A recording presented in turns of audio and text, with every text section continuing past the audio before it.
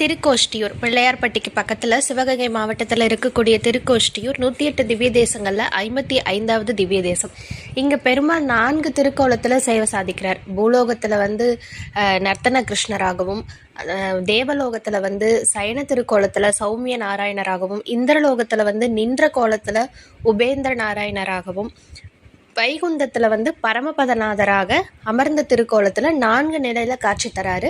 2 நிலையை நம்ம கீழே பார்ப்போம். அதுக்கப்புறம் கோபுரத்து மேலே நம்ம போய் அங்கே போய் மேலே நின்று தான் நம்ம மற்ற 2 கோலங்களையும் நம்ம பார்க்க போகிறோம்.